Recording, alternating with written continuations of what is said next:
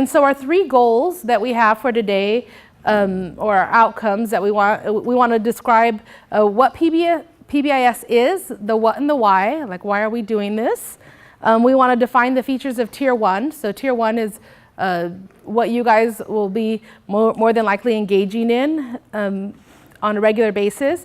And then some of the essentials of Tier 2 and 3, as you might also participate in some of those activities. So just a little bit of the history of the school, recent school legislation. I believe like in 2012, somewhere around there, a few assembly bills came out, and they wanted schools to use more alternative forms to discipline than suspension. So rather than always suspend or expel students, what are other things that we can use in our toolbox? So schools were mandated to do this. And then also some of the ways students were oftentimes expelled for like having fake weapons and pills, and they wanted to shift that so we weren't expelling as many students, so they could no longer do that. And then also you had to, you can expel a student for a year, but then they had to go back to their school of origin. So those were the 3 big pieces. And then 2 bills that they were trying to pass through, but they were vetoed.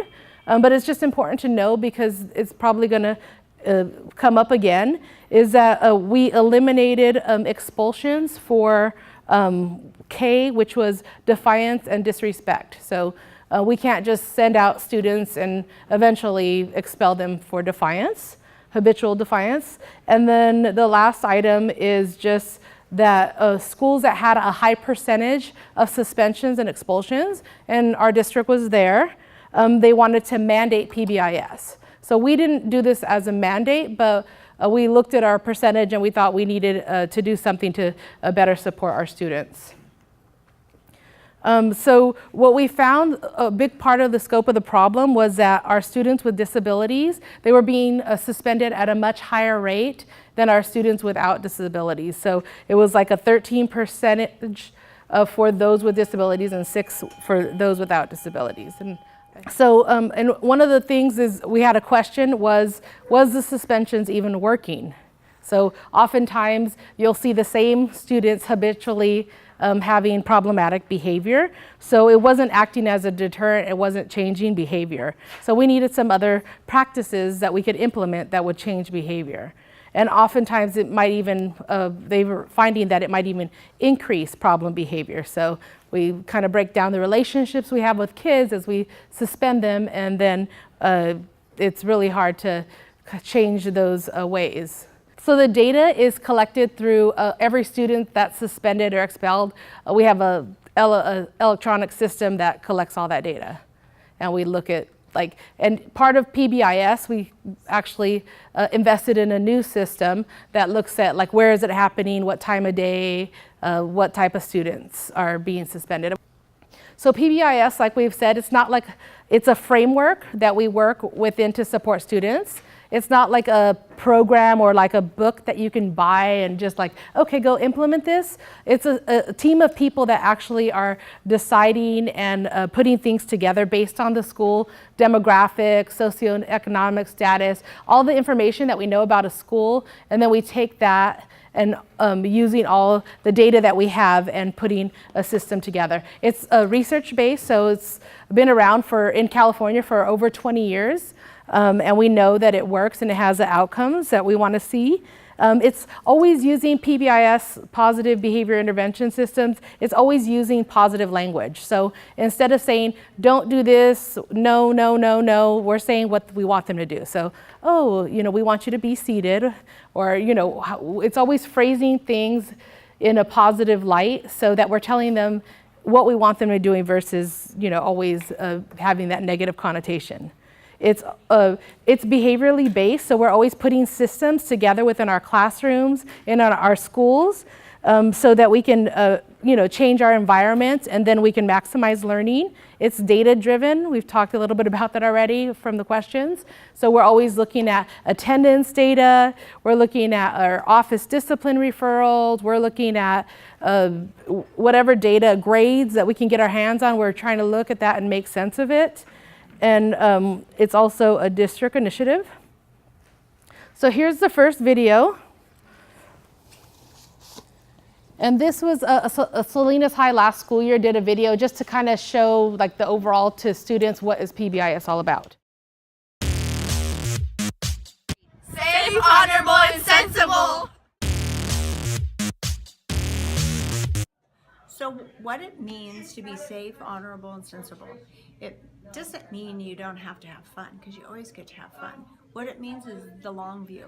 So do what you need to do today to maintain your reputation, but your good habits for the long view, for your long life.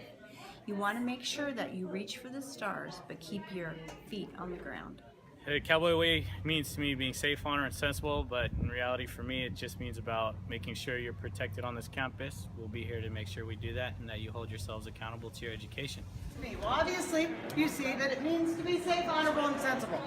But most of you already know what those three words mean, so what I'm going to leave you with is a saying from Albert Dumbledore from Harry Potter. And it's that your choices in life are more important than your abilities. So that to me is what this means. Make the right choice every day. So the Cowboy Way to me is the safe, honorable, and sensible. Is we want you to be safe when you're on campus, when you're off campus with each other. We want you to be honorable, trustworthy, someone your friends can count on, your teachers can count on, and sensible. Just use common sense. What's the right thing to do? Upstanding cowboy, that's what I want them to exemplify. Safe, honorable, and sensible. So being a cowboy is about showing our community what we are as a school. So when we go out into the community, we have to do what's right, and that's how we use our safe, honorable, and sensible characteristics. The way that I'm honorable is I don't litter around the school. To me, it means to be nice to everybody and not to be rude and just to follow the rules that teachers give you. Okay, how to be honorable is to be a good friend and not to bully anyone. The Cowboy Way isn't just about being safe, honorable, and sensible. It's about having a heart of gold. To be show yourself in a positive manner, dress nice, be positive toward others, and then others will be positive toward you.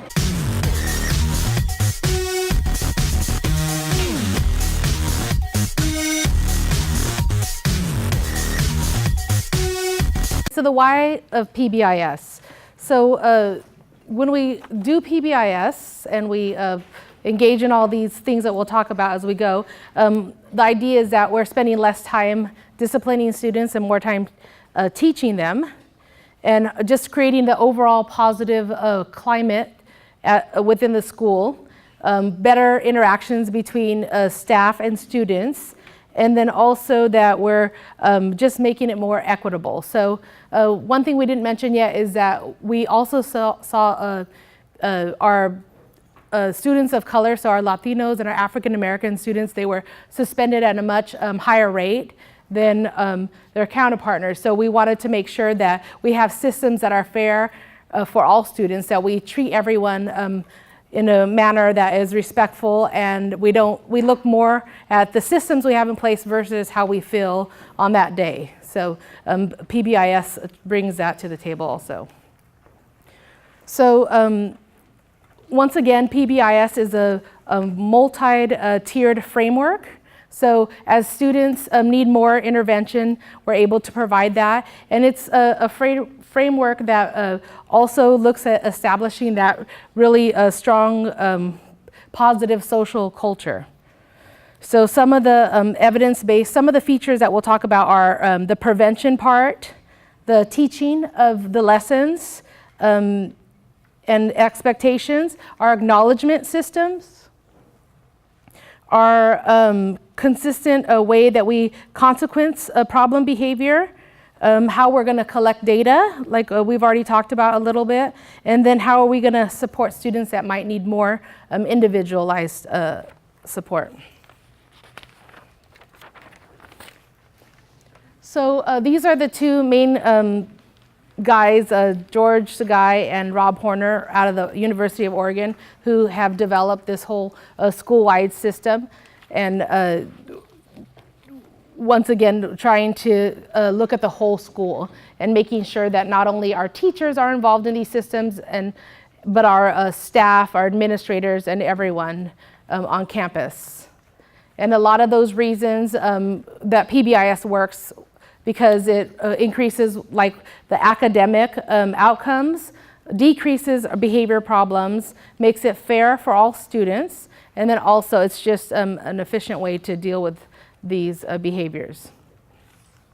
So what does the research say about PBIS? So the research that we see, I'll just mention a few of them, is that we see the reduction in problem behavior.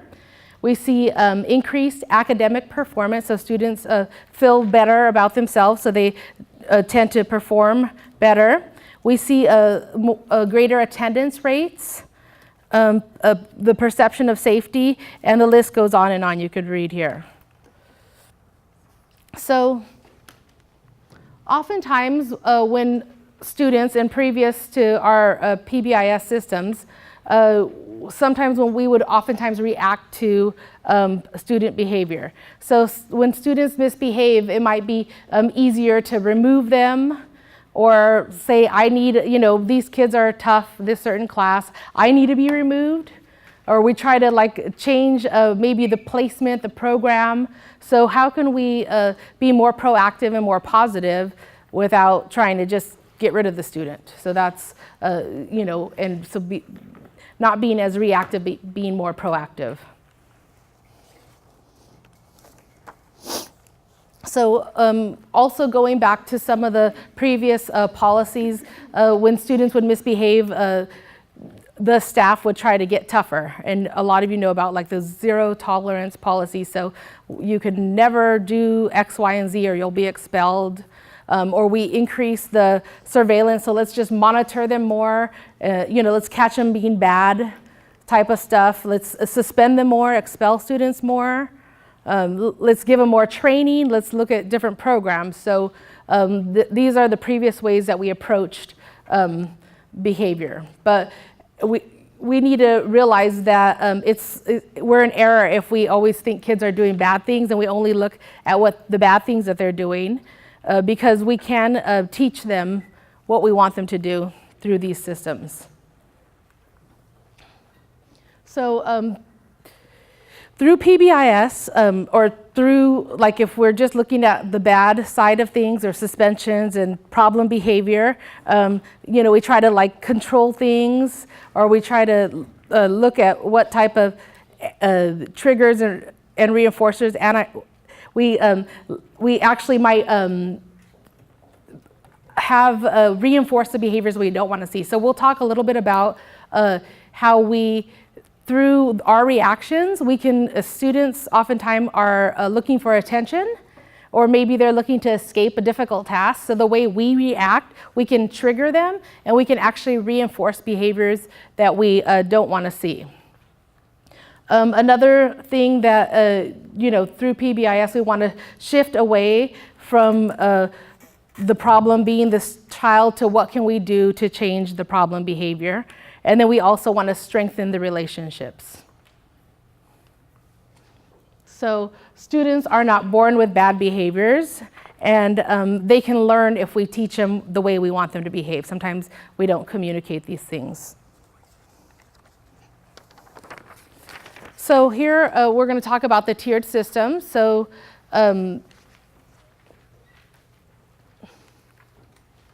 So the first tier, which is the universal interventions, and we're also moving into probably just academic, behavioral, social, emotional, all the continuum of universal. So what do we do for students?